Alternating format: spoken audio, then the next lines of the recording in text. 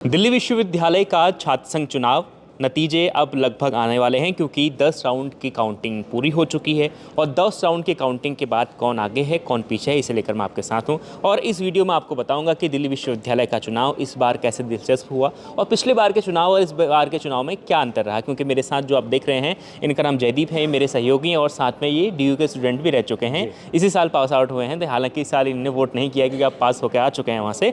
तो सबसे पहले मैं 10वें राउंड की काउंटिंग के नतीजे आपको बताता हूँ। तो जो यहाँ पर अध्यक्ष पद पर 10वें राउंड पर आर्यन मान हैं, उन्हें 12,532 वोट मिले हैं और उनके जो प्रतिद्वंदी हैं उनको यानी जोसलिन को मात्र 6,132 वोट, यानी 6,000 वोटों से 10वें राउंड के बाद भी अखिल भारतीय विद्यार्थी परिषद का कैंडिडेट जो है वो आगे है। इसके अलावा दूसरी जो सीट है वो है उपाध्यक्ष की सीट। यहाँ पर NSUI का जो कैंडिडेट है वो आगे चल रहा है, उनका नाम है राहुल झांसला। उनको 13,636 वोट मिले हैं और उनके जो अखिल भारतीय विद्यार्थी परिषद के जो कैंडिडेट हैं जो वो उपाध्यक्ष पद पर, उन्हें 9,483 वोट मिले हैं। मतलब यहाँ पर भी करीब 4,000 करीब का वो यहाँ पर अंतर है, वो आगे चल रहे हैं। और वहीं पर जॉइंट सेक्रेटरी का जो पद है यहाँ पर कांटे की टक्कर देखने को मिल रही है। दीपिका झा है अखिल भारतीय विद्यार्थी परिषद की, उन्हें 9,706 वोट मिले हैं और लवकुश वड़ाना है 8,455 वोट मिले हैं, यानी यहाँ पर बहुत कम वोटों का अंतर है। जयदीप, क्या लग रहा है कि इस बार के चुनाव में और पिछले बार के चुनाव में क्या अंतर आपको देखने को मिला?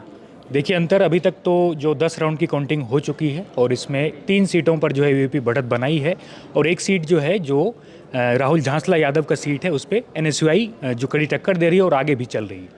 तो जो जहाँ तक बात करेंगे पिछले चुनाव से, तो पिछले चुनाव में जो एक अंतर मुझे दिख रहा है साफ साफ, वो ये है कि जो कैंपेन हुआ था पिछले चुनाव का, उसमें जो काफ़ी बैनर्स पोस्टर लगाए गए थे, पूरे south campus north campus banner पोस्टरों से भरा हुआ था। लेकिन इस साल के चुनाव में हाई कोर्ट ने इस पर रोक लगा दी थी। तो उसके बाद कैंपेनिंग में भी हमें देखने को मिला, जिसके बाद जो है जो आर्यन मान है VP के कैंडिडेट प्रेसिडेंट पद से जो आगे चल रहे हैं अभी, तो इन्होंने क्या किया था, इन्होंने मासूम शर्मा को बुलाया था कैंपेनिंग के लिए। तो इन्होंने क्या तरीका अपनाया कि जो पोस्टर बैनर का तरीका है उसे साइड करके जो हमारे स्टार्स या जैसे संजय दत्त का एक AI वीडियो भी चलाया गया कैंपेनिंग के दौरान। अच्छा, संजय दत्त आए नहीं थे, उनका AI वीडियो था। अच्छा। संजय दत्त का AI से वीडियो बनाया गया और फिर उसको अलग अलग ग्रुप्स में, जो कॉलेजों में ग्रुप होते हैं उसमें सर्कुलेट किया गया था। तो ये एक बड़ा अंतर है। और अभी तक तो यही है कि जो अब जैसे जोसलिन की बात करें तो NSUI पहली बार ऐसा हुआ था कि 17 साल बाद किसी महिला कैंडिडेट को NSUI ने टिकट दिया था और ऐसा कहा जा रहा था कि अगर जोसलिन इस चुनाव को जीत जाती है तो 17 साल बाद दिल्ली यूनिवर्सिटी को एक महिला प्रेसिडेंट मिल सकता है। लेकिन अभी जो है फिलहाल की स्थिति कुछ अलग ही दिख रही है तस्वीर।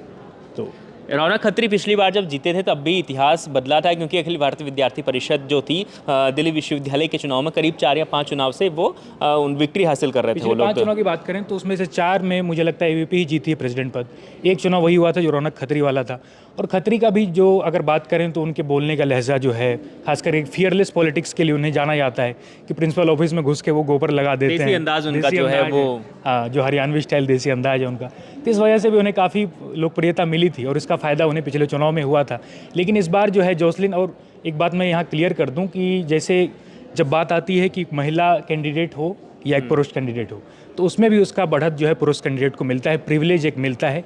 और मुझे लगता है इस चुनाव में भी वो हुआ है, क्योंकि जोसलिन भी दमदार कैंडिडेट है, हालांकि आर्यन मान भी अच्छे कैंडिडेट हैं, लेकिन फिर भी मुझे लगता है कि इसको आर्यन मान के परिवार की बहुत चर्चा है। कह रहे हैं कि वो बहुत पैसे वाले हैं और उन्होंने बहुत ज़्यादा खर्च इस चुनाव में किया है और उनका जो सपोर्ट है, बड़े बड़े स्टार वो लोग लेके आ रहे थे, तमाम चीज़ें हैं, उनका बैकग्राउंड काफ़ी चर्चा में है। देखिए, आर्यन मान के जो पिता हैं वो एक कारोबारी हैं, तो जाहिर सी बात है कारोबारी हैं तो एक जो इलीट फैमिली से कह सकते हैं कि आते हैं। और जो जोसलिन है वो एक किसान परिवार से आती है। तो जोसलिन का ताल्लुक राजस्थान से है और जो आर्यन मान है उनका ताल्लुक हरियाणा से है, महेंद्रगढ़ बहादुरगढ़ साइड से। तो एक ये भी कहा जा रहा था कि हरियाणा वर्सेस राजस्थान का चुनाव हो गया, डूसू चुनाव। तो देखिए, उसका फ़ायदा तो जरूर मिला होगा। और DU पॉलिटिक्स जो है, DU JNU की बात ना करें, DU पॉलिटिक्स जो है मनी मसल पावर की पॉलिटिक्स के लिए जानी जाती है। तो इसलिए इसका फ़ायदा तो है ही। और इसका असर दिखा मुझे कैंपेन में, जब संजय दत्त का ये वीडियो आया या मासूम शर्मा जो खुद आ गए कैंपेनिंग करने देशबंधु कॉलेज में, तो उसके बाद जो है, और इसका कैंपेन का फ़ायदा ये हुआ कि अभी देख सकते हैं हम कि आर्यन मान आगे चल रहे हैं। बिल्कुल, तो देखिए 10 राउंड की जो काउंटिंग है वो पूरी हो चुकी है। अभी आर्यन मान जो हैं करीब 5-6 हज़ार वोटों से आगे चल रहे हैं। 20 राउंड तक काउंटिंग होनी है। 20 राउंड के बाद अब देखते हैं कि जब 15-16 राउंड चलेगा तो उसमें जो आगे रहेगा तो उसके बाद वो लगभग वो जीत की ओर आगे बढ़ेगा। हालांकि कई जगह पोस्टर्स भी लगने लग गए हैं कि आर्यन मान विक्ट्री हासिल कर ली उन्होंने, इस टाइप के पोस्टर भी लग रहे हैं। तो क्या लग रहा है कि ये काउंटिंग जो है आपको आगे इस तरीके के रुझान जो हैं वो आगे ऐसे ही रहेंगे? देखिए, मुझे लगता है कि जो 3 सीट है इस पे वीपी बढ़त बनाती रहेगी अभी अगले 10 जो जॉइंट राउंड होने। सेक्रेटरी पर तो मुझे लगता नहीं, क्योंकि यहाँ पर हो सकता है कि बीट कर जाए। जी, राहुल झांसला यादव जो हैं, अब जैसे कल की बात करें अगर, कल शाम में जो है कुछ झड़प की खबरें आई थी। जो एबीवीपी के जो कार्यकर्ता हैं और एनएसयूआई के कार्यकर्ता हैं, ये किरोड़ीमल कॉलेज है एक नॉर्थ कैंपस में, उसके बाहर जो है कुछ झड़प की खबर आई थी। और उसमें जो है राहुल झांसला यादव ने फिर एक वीडियो जारी किया था। इन्होंने कहा था कि जो हमारे साथ जो है जानबूझ के मुझे टारगेट किया जा रहा है, क्योंकि मैं एक जाति समूह से आता हूँ, इसलिए मुझे टारगेट किया जा रहा है। तो देखिए, राहुल झांसला जो हैं वो एक मजबूत दावेदार हैं और लगता है कि सीट पे जो है एनएसयूआई सीट निकाल सकती है। बिल्कुल, तो 2 सीटें ऐसी हैं। हालांकि एक सीट जो उपाध्यक्ष की सीट है वहाँ पर तो एनएसयूआई आगे है ही। उसके अलावा जॉइंट सेक्रेटरी की जो सीट है वहाँ पर भी टक्कर दे रही है। ज़्यादा वोटों से, करीब 400 या 500 वोटों से वो पीछे चल रहे हैं और ये आसानी से बीट हो सकता है, इस प्रकार की खबरें आ रही हैं। तो लगातार हम आपको बताते रहेंगे, जब आगे की जो काउंटिंग होगी उसके नतीजे भी आपके सामने होंगे। देखते रहिए इंडिया रॉक।